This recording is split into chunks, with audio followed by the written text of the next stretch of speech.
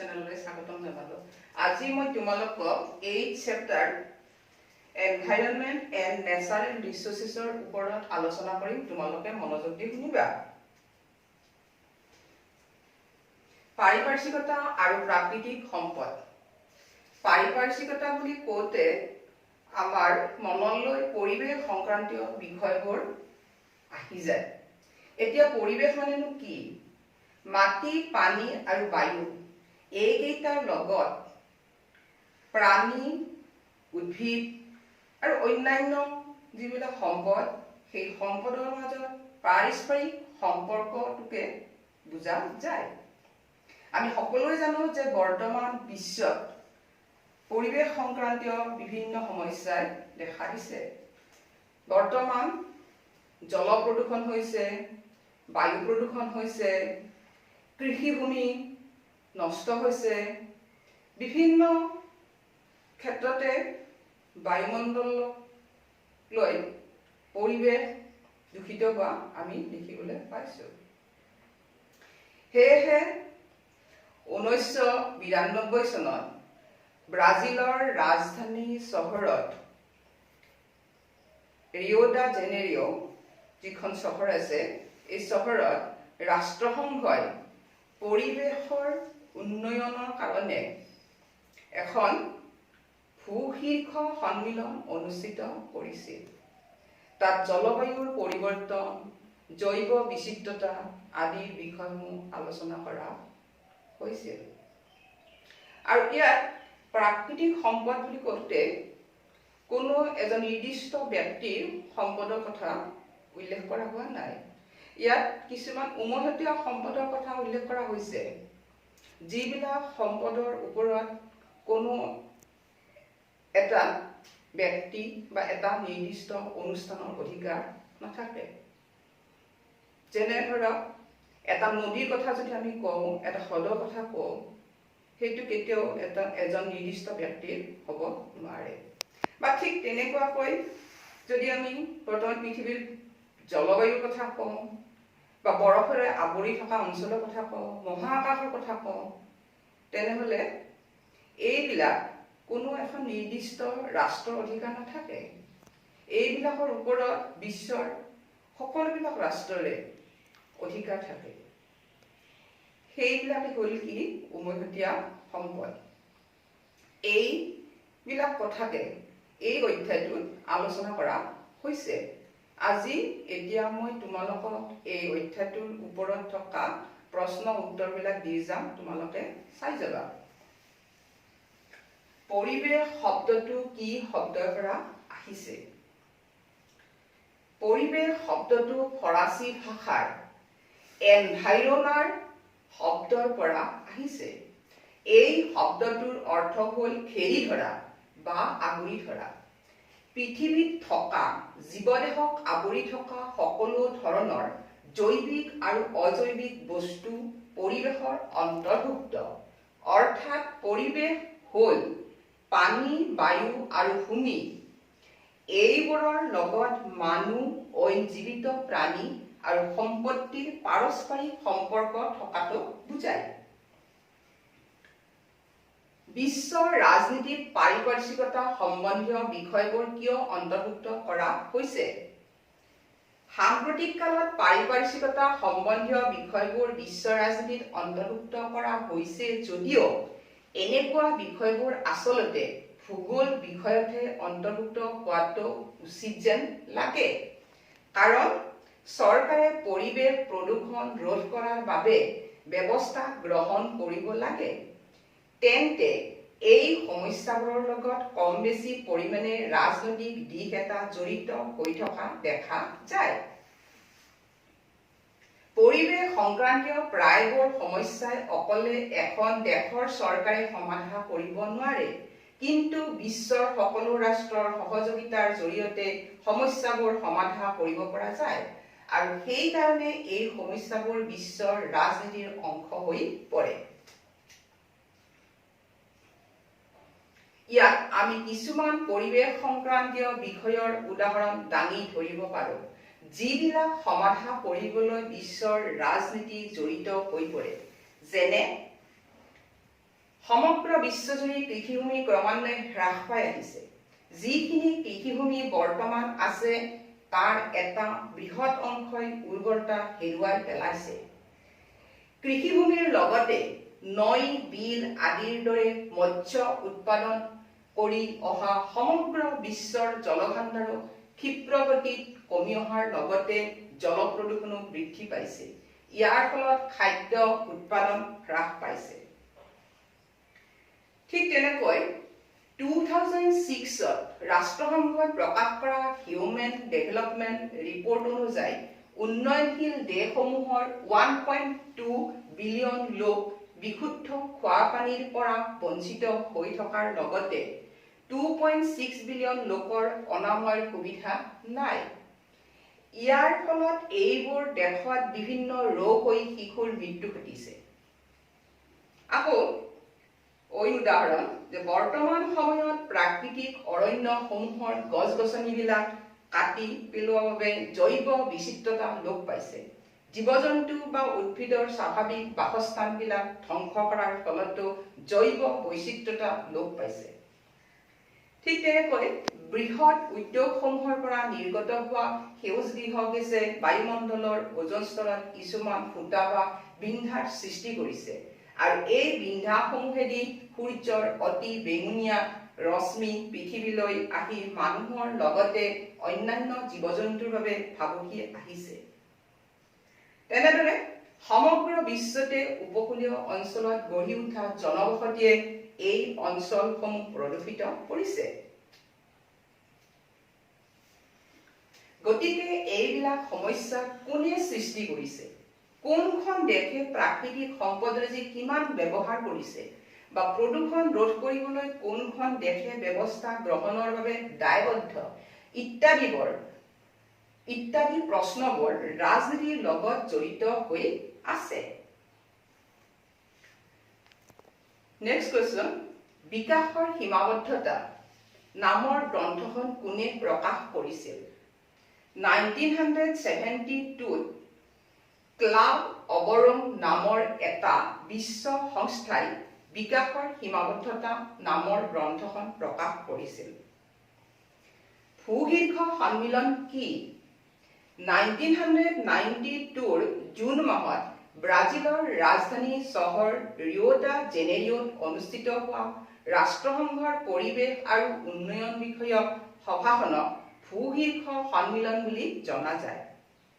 170খন ৰাষ্ট্ৰই, হাজাৰ NGOই আৰু বহুতো বহুজাতিক নিগমে এই সন্মিলনখনত অংশগ্ৰহণ কৰিছিল। জলবায়ু পৰিৱৰ্তন, জৈৱ বিচিত্ৰতা, বনানীকৰণ আদি বিষয়সমূহ অন্তৰ্ভুক্ত কৰি সন্মিলনখনে 21 দফীয়া কাৰ্যসূচী লৈছিল। প্ৰথম বিশ্বৰ ধনী আৰু উন্নত দেশসমূহক কি বুলি জনা যায়? Global north. তৃতীয় বিশ্বৰ দুখীয়া আৰু উন্নয়নশীল দেশসমূহক কি বুলি জনা যায়? Global south.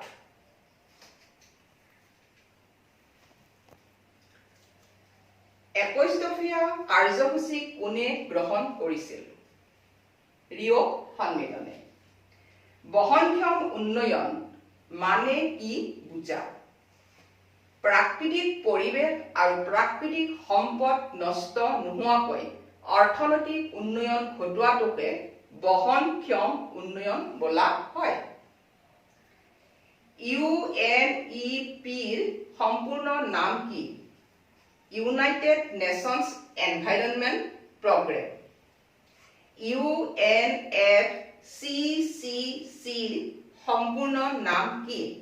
United Nations Framework Convention on Climate Change. Kyoto আচৰণ বিধি কেতিয়া গৃহীত হৈছিল? 1997ত। কিয়োটো আচৰণ বিধিৰ পৰা ভাৰতক কিয় বাদ দিয়া হৈছিল? ভাৰতবৰ্ষই এখন উন্নয়নশীল ৰাষ্ট্ৰ হিচাপে উন্নত ৰাষ্ট্ৰসমূহৰ তুলনাত শিল্পসমূহৰ পৰা নিৰ্গত হোৱা সেউজগৃহ গেছৰ পৰিমাণ বহুতো কম বুলি ধৰা হৈছিল বাবে কিয়োটো আচৰণ বিধিৰ পৰা ভাৰতক ৰেহাই দিয়া হৈছিল। ভাৰতবৰ্ষই কেতিয়া কিয়োটো আচৰণ বিধিত চহী কৰে? 2002 চনত গোলকীয় উষ্ণতা সৃষ্টিৰ ক্ষেত্ৰত ভূমিকা থকা দুটা গেছৰ নাম লিখা। কাৰ্বন ডাই অক্সাইড, মিথেন, এটা আকৌ বেছিকৈ দিয়া হৈছে হাইড্ৰফ্লুৰ'কাৰ্বন। সামূহিক সম্পদ বুলিলে কি বুজা? সামূহিক সম্পদ বুলিলে বিশ্বৰ এনেকুৱা সম্পদৰাজিক বুজায় যিবিলাকৰ ওপৰত ব্যক্তি বিশেষৰ পৰিৱৰ্তে সমাজৰ বা সম্প্ৰদায়ৰ অধিকাৰ থাকে। এটা নদী, এখন উদ্যান, এটা সামূহিক কেন্দ্ৰ আদি সামূহিক সম্পদৰ ভিতৰত পৰে। বিশ্বত এনে বহুতো অঞ্চল আছে যিবোৰ কোনো সাৰ্বভৌম ৰাষ্ট্ৰৰ চাৰিসীমাৰ ভিতৰত নপৰে। সেই অঞ্চলবোৰকো বিশ্বৰ উমৈহতীয়া বা সামূহিক সম্পদ বোলে, যেনে পৃথিৱীৰ জলবায়ু, এণ্টাৰ্কটিকা মহাদেশ, বৰফাবৃত অঞ্চল, মহাকাশ আদি। উমৈহতীয়া সম্পদবোৰ ৰক্ষণাবেক্ষণৰ বাবে পৰামৰ্শ দিয়া। 1 নম্বৰ, উমৈহতীয়া সম্পদবোৰ ৰক্ষা কৰিবলৈ হলে উত্তৰ গোলাৰ্ধ আৰু দক্ষিণ গোলাৰ্ধৰ ৰাষ্ট্ৰসমূহৰ মাজত এই ক্ষেত্ৰত ঐক্যমত থাকিব লাগিব। 2 নম্বৰ, উপকূলীয় অঞ্চলত জনবসতি হ্ৰাস কৰাৰ বাবে চেষ্টা কৰিব লাগিব।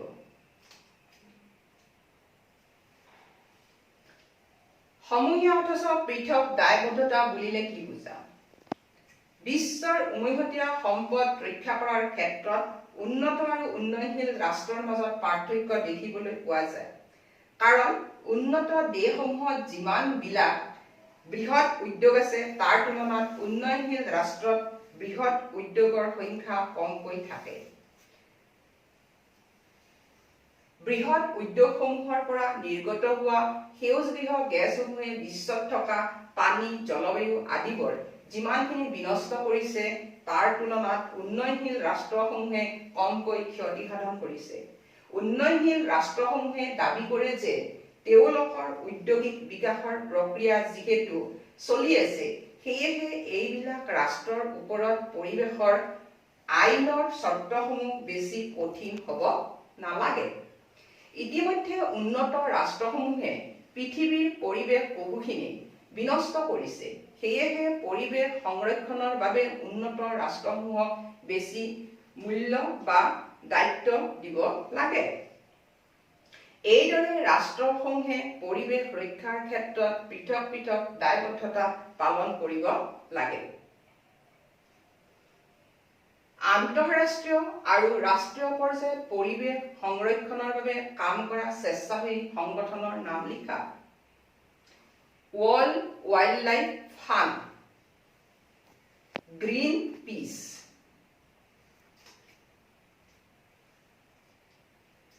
সম্পদৰ ভূ-ৰাজনীতি বুলিলে কি বুজা? বৰ্তমান সময়ত বিশ্বৰ ৰাজনীতিত এক গুৰুত্বপূৰ্ণ দিশ হ'ল সম্পদক লৈ ৰাজনীতি। সম্পদৰ ভূ-ৰাজনীতিৰ অৰ্থ হ'ল প্ৰাকৃতিক সম্পদসমূহ কোনে, কিমান, ক'ত আৰু কেনেকৈ লাভ কৰিব পাৰে বা উপভোগ কৰিব পাৰে। সম্পদৰ কাৰণে বিভিন্ন সময়ত ৰাষ্ট্ৰসমূহৰ মাজত বা ৰাজ্যসমূহৰ মাজত সংঘাতৰ সৃষ্টি হৈ থাকে। উদাহৰণস্বৰূপে ব্ৰহ্মপুত্ৰ নদীক কেন্দ্ৰ কৰি ভাৰতবৰ্ষ আৰু চীনৰ সম্পৰ্কত খেলিমেলি ঘটে। সেইদৰে ফাৰাক্কা বান্ধক কেন্দ্ৰ কৰি বাংলাদেশ আৰু ভাৰতবৰ্ষৰ মাজত মতবিৰোধ হৈছিল। ভাৰতবৰ্ষৰ কিছুমান ৰাজ্যৰ মাজতো সম্পদক লৈ বিবাদৰ সূত্ৰপাত হোৱা দেখা যায়। যেনে কাবেৰী নদীক কেন্দ্ৰ কৰি তামিলনাডু আৰু কৰ্ণাটকৰ মাজত বিবাদ হৈছে। সেইদৰে উত্তৰ পূব ভাৰতৰ মেঘালয়, অৰুণাচল প্ৰদেশ, নাগালেণ্ডৰ সৈতে অসমৰ সীমা বিবাদক লৈ ৰাজনীতি কৰা দেখা যায়। পুৰণি কালতো জলপথেই আছিল সম্পদ সৰবৰাহৰ একমাত্ৰ মাধ্যম। প্ৰথম আৰু দ্বিতীয় বিশ্বযুদ্ধৰ সময়ত তেল আৰু অন্যান্য কৌশলগত সম্পদবোৰ জলপথেৰে অনা নিয়া কৰা হৈছিল।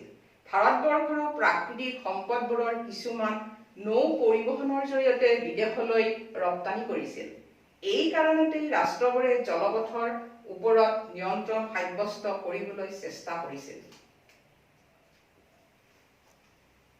1945 পৰা 1991 লৈ শীতল যুদ্ধ চলি থকা সময়তো পূৰ্বৰ ছভিয়েট ইউনিয়নে পশ্চিমীয়া ৰাষ্ট্ৰসমূহৰ সম্পদ আহৰণ আৰু সৰবৰাহত ভাবুকিৰ সৃষ্টি কৰিছিল। উপসাগৰীয় অঞ্চলসমূহৰ বৃহৎ তেল ভাণ্ডাৰসমূহৰ ওপৰত আৰু দক্ষিণ মধ্য আফ্ৰিকাৰ খনিজ সম্পদসমূহৰ ওপৰতো ছভিয়েট ইউনিয়নে নিয়ন্ত্ৰণ সাব্যস্ত কৰিবলৈ চেষ্টা কৰিছিল। সেইদৰে আমেৰিকা যুক্তৰাষ্ট্ৰ আৰু আন ৰাষ্ট্ৰ কিছুমানে এছিয়া আৰু আফ্ৰিকাৰ অধিকাংশ ৰাষ্ট্ৰতে উপনিৱেশ পাতি সেইবিলাক দেশৰ সম্পদৰ ওপৰত নিয়ন্ত্ৰণ সাব্যস্ত কৰিছিল। ছভিয়েট ইউনিয়ন ভংগ হোৱাৰ পিছতহে ছভিয়েট ইউনিয়নৰ নিয়ন্ত্ৰণ কমি গৈছিল। মুঠতে ক'ব লাগিব যে তেল আৰু পানী এই দুই প্ৰাকৃতিক সম্পদক লৈ ৰাষ্ট্ৰসমূহৰ মাজত বা ৰাজ্যসমূহৰ মাজত সংঘাতৰ সৃষ্টি হয়। নদীৰ উৎস বা উজনি অংশ যি ৰাষ্ট্ৰত থাকে সেই ৰাষ্ট্ৰই নদীত বান্ধ সাজি বা ব্যাপক জলসিঞ্চনৰ ব্যৱস্থা কৰি নদীৰ নামনি অংশৰ পানী প্ৰদূষিত কৰা বা পানীৰ গতিক নিয়ন্ত্ৰণ কৰাৰ ফলত সংশ্লিষ্ট ৰাষ্ট্ৰ কেইখনৰ মাজত বিবাদ সৃষ্টি হ'ব পাৰে। জৰ্ডান আৰু ইয়াৰমুক নদীৰ জলধাৰাক নিজৰ নিজৰ সুবিধাজনক দিশত বোৱাই নিয়াৰ চেষ্টা কৰাৰ ফলত ইজৰাইল, জৰ্ডান আৰু চিৰিয়াৰ মাজত বিৰোধ ঘটিছিল। ইউফ্ৰেটাছ নদীত বান্ধ সজাৰ বিষয়টোক কেন্দ্ৰ কৰি তুৰ্কী, চিৰিয়া আৰু ইৰাকৰ মাজত বিৰোধৰ সূত্ৰপাত হৈছিল। বিশ্বত তৈল ভাণ্ডাৰ থকা ঠাইৰ নাম লিখা। ছৌদি আৰবত বিশ্বৰ তৈল ভাণ্ডাৰৰ 1/3 মজুত আছে। ছৌদি আৰবৰ পিছত ইৰাকত বেছি তৈল ভাণ্ডাৰ আছে। পাৰিপাৰ্শ্বিকতাৰ বিষয়সমূহৰ ক্ষেত্ৰত ভাৰতৰ ভূমিকা কি? ভাৰত চৰকাৰে পাৰিপাৰ্শ্বিকতা ৰক্ষা কৰিবলৈ বহুতো ব্যৱস্থা হাতত লৈছে। 1 নম্বৰ, 2001 চনত ভাৰতীয় সংসদে শক্তি সংৰক্ষণ আইন পাছ কৰি ইন্ধন উন্নত কৰিবলৈ পদক্ষেপ হাতত লৈছে। 2 নম্বৰ, ভাৰতবৰ্ষৰ নেশ্যনেল অটো ফুয়েল পলিচিয়ে যান-বাহনৰ ইন্ধন পৰিষ্কাৰ হোৱাটো বাধ্যতামূলক কৰিছে। 3 নম্বৰ, 2003 চনত বিদ্যুৎ শক্তি আইন খনে শক্তিক পুনৰ বা নতুনকৈ ব্যৱহাৰ কৰিবলৈ উৎসাহিত কৰিছে। 4 নম্বৰ, 2002 চনত ভাৰতবৰ্ষই কিয় প্ৰটকলত চহী কৰি গোলকীয় উষ্ণতা নিয়ন্ত্ৰণ কৰিবলৈ আৰু জলবায়ুৰ পৰিৱৰ্তন কৰিবলৈ বিচাৰিছে।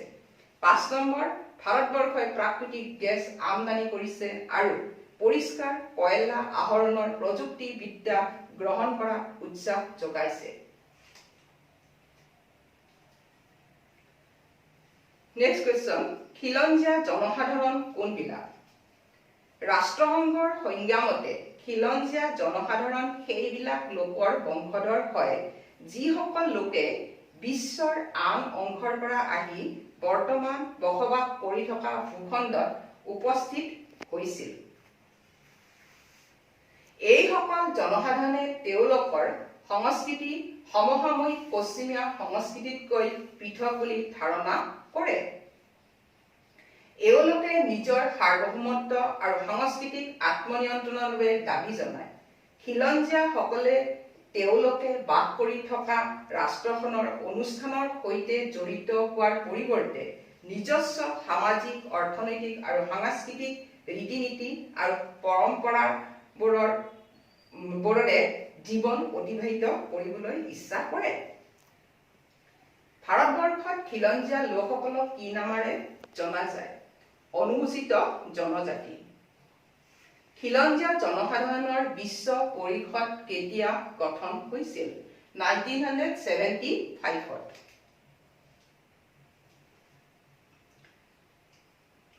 খিলঞ্জীয়া লোকসকলে কি অধিকাৰৰ বাবে দাবী তুলিছে? বৰ্তমান সময়ত দ্ৰুত হাৰত উদ্যোগসমূহ স্থাপন হোৱাৰ বাবে খিলঞ্জীয়াসকলে বাস কৰি থকা অঞ্চলৰ পৰিমাণ সংকুচিত হৈ আহিছে। ইয়াৰ ফলত তেওঁলোকৰ জীৱন আৰু জীৱিকাৰ ক্ষেত্ৰত অনিশ্চয়তা আহি পৰিছে। সেয়েহে তেওঁলোকে ভূমি অধিকাৰৰ বাবে আৰু আত্মনিয়ন্ত্ৰণৰ বাবে সৰহ হৈ উঠিছে আৰু দাবী তুলিছে। খিলঞ্জীয়া জনসাধাৰণৰ অধিকাৰ আৰু পৰিৱেশৰ মাজত সম্পৰ্ক কি? খিলঞ্জীয়া জনসাধাৰণে বাস কৰি থকা অঞ্চলৰ গছ-গছনি ধ্বংস কৰি নাইবা তেওঁলোকে খেতি কৰা পথাৰত বিভিন্ন উদ্যোগ গঢ় লৈ উঠাৰ ফলত পৰিৱেশ বিনষ্ট হোৱাৰ লগতে তেওঁলোকৰ ভূমি অধিকাৰ খৰ্ব হৈছে। সেইদৰে নদী কাষৰীয়া অঞ্চলত থকা খিলঞ্জীয়া জনসাধাৰণৰ অধিকাৰবোৰো নোহোৱা হৈছে। যেতিয়া চৰকাৰে নদী বান্ধৰ কাম কৰিছে, নদী বান্ধৰ লগে লগে কিছুমান খিলঞ্জীয়া লোকৰ বাসস্থানৰ অভাৱ হৈছে। তেওঁলোকে স্থানান্তৰিত হৈ আন ঠাইত বাস কৰিবলগীয়া হোৱাত নিজস্ব অধিকাৰবোৰ হেৰাই গৈছে। উদ্যোগ স্থাপন হোৱাত উদ্যোগসমূহত বিভিন্ন শ্ৰমিক নিয়োগ হোৱাৰ লগে লগে খিলঞ্জীয়াসকলৰ স্বকীয় বৈশিষ্ট্য আৰু অধিকাৰবোৰ ধৰি ৰাখিবলৈ জটিল হৈছে।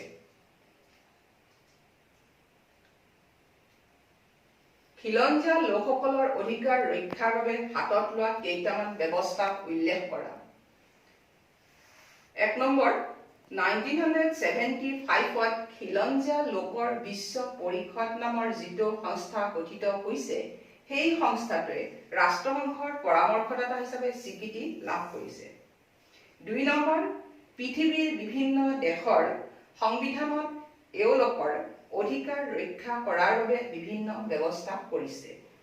3 নম্বৰ, ভাৰতবৰ্ষতো এওঁলোকক ন্যায় প্ৰদান কৰাৰ বাবে সংৰক্ষণ আদিৰ ব্যৱস্থা কৰিছে। 4 নম্বৰ, যাতায়াত আৰু যোগাযোগ ব্যৱস্থাৰ উন্নতিৰ ফলত পৃথিৱীৰ বিভিন্ন দেশৰ খিলঞ্জীয়া লোকসকলৰ মাজত বুজাবুজি আৰু সামূহিকতাৰ ধাৰণাৰ উদ্ভৱ হৈছে। আজি এইখিনিতে এই অধ্যায়টোত থকা প্ৰশ্নখিনি তোমালোকক দিয়া শেষ হ'ল। তোমালোকে ভালদৰে পঢ়ি ল'বা। এতিয়া তেনেহ'লে ধন্যবাদ।